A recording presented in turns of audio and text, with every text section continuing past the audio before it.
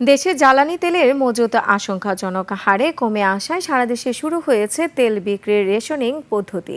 সরকার সরবরাহ স্বাভাবিক রাখতে আমদানির উপর জোর দিলেও বিশ্লেষকরা দুষছেন মজুদের সক্ষমতা না থাকাকে।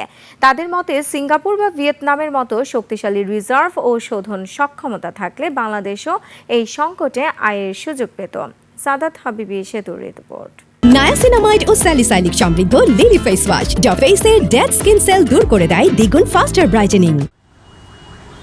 রাস্তার গাড়ি চলার চাইতে এখন পাম্পের লাইনেই কাটছে বেশি সময়। এশিয়ার মধ্যে সর্বনিম্ন পর্যায়ে জ্বালানি রিজার্ভের ধাক্কা এখন সরাসরি সাধারণ মানুষের ঘাড়ে। 2025 সালের পরিসংখ্যান বলছে দেশে প্রমাণিত তেলের মজুদ মাত্র 28 লাখ ব্যারেল, যা বিশ্ব তালিকায় বাংলাদেশকে নামিয়ে আনছে 95তম অবস্থানে। তবে জ্বালানি বিভাগ বলছে আশঙ্কার কিছুই নেই। 9 মার্চ নাগাদ আরও 54 লাখ মেট্রিক টন ডিজেল ঢুকছে সরবরাহ লাইনে। এতে ডিজেলের রিজার্ভ দাঁড়াবে 20 দিনে। এছাড়া অকটেন পেট্রোলের মজুদ আছে মাসখানেকের, আর বিদ্যুৎ উৎপাদনে ফার্নেস অয়েল রয়েছে প্রায় 2 মাসের। কিন্তু 20 দিন বা 1 মাসের এই মজুদ কি দীর্ঘমেয়াদী জ্বালানি নিরাপত্তার নিশ্চয়তা দেয়? প্রায় কিন্তু ওই হরমুজ প্রণালীতে গোলমাল হচ্ছে, এরকম আমরা শুনেছি।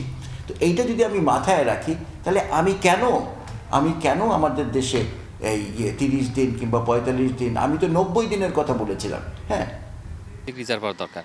রিজার্ভার বিভিন্ন কারণে দরকার। একটা হচ্ছে যে যুদ্ধ বিগ্রহ বা যে কোনো ধরনের আঞ্চলিক সংঘাত, যে আমরা সরাসরি কিন্তু তেলের ব্যবসায় এগিয়ে যেতে পারি। তার কারণ আমাদের যদি রিজার্ভার থাকে, তাহলে সেই ক্ষেত্রে যেহেতু মধ্যপ্রাচ্যের দেশগুলোর সাথে আমাদের সুসম্পর্ক আছে, তো আমরা যখন দাম দেখবো যে কম আছে আন্তর্জাতিক বাজারে, তখন সেটা কিনবো। কেনার পরে যখন দামটা বেড়ে যাবে, তখন বিক্রি করতে পারবো। যখন বাংলাদেশ মজুদ নিয়ে শঙ্কিত, তখন ভিন্ন পথ দেখাচ্ছে সিঙ্গাপুর। দেশটির কোনো প্রাকৃতিক তেল নেই, তবুও তাদের দেশেই বিশ্বের শীর্ষ 3টি তেল শোধনা কেন্দ্রের একটি রয়েছে।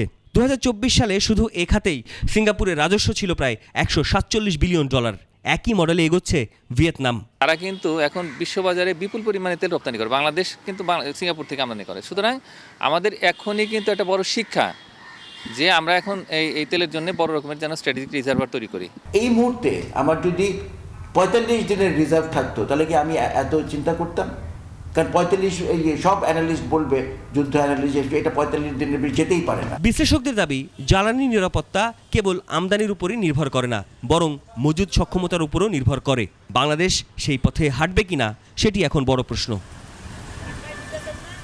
সাদাত হাবিবি সেতু, 21 টেলিভিশন, ঢাকা।